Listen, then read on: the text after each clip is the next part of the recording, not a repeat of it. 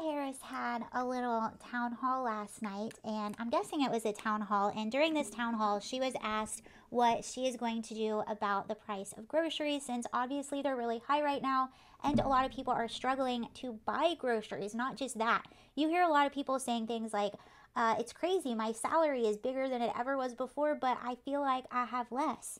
And this is one of the reasons why.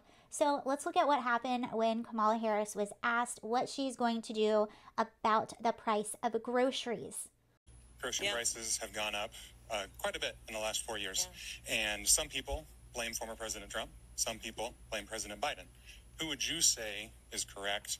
And what would you do to bring prices down for Americans? Thank you, Eric. And you're absolutely right. You know it. I know it. I think most Americans know it.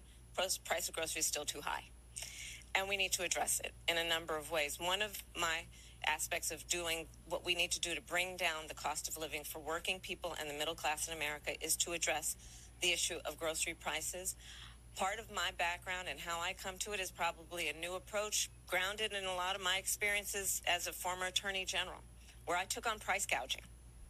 And part of my plan is to create a new approach that is the first time that we will have a national ban on price gouging. Now, Democrats and Republicans are back and forth on whether this plan is a price control or not, which everyone seems to be in agreement that if it is a price control, then this is a very bad thing. That's what countries like Venezuela attempted to do. And then all of a sudden, there were lines out the door to get groceries and empty shelves. So we're going to leave that alone. They're saying this is just a price gouging, not a price control. So let's just leave that alone. But why are prices so high? The Biden administration has been consistent that prices are high because of companies' greed. But is that the case? So this is Tyler O'Neill with the Daily Signal, and he had some thoughts on this. I seem to really like his opinion.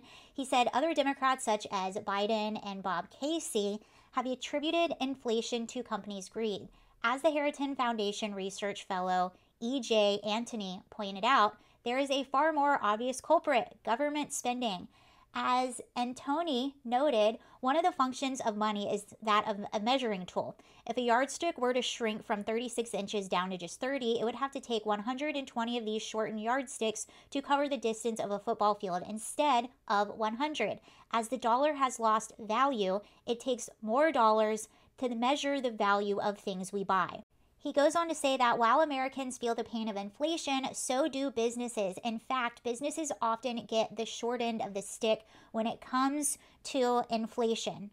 The Producer Price Index is used to measure inflation on the products and services businesses buy, sometimes called wholesale inflation, and that index has risen 17.5% since Biden took office. Conversely, the Consumer Price Index, the widely cited metric for inflation faced by Americans, is up 17.1% over the same time. So that price index has actually risen slightly more for businesses than it has for the American consumer, according to them. So let me know what you think about Kamala's price gouging plan, and do you think that is the answer to inflation?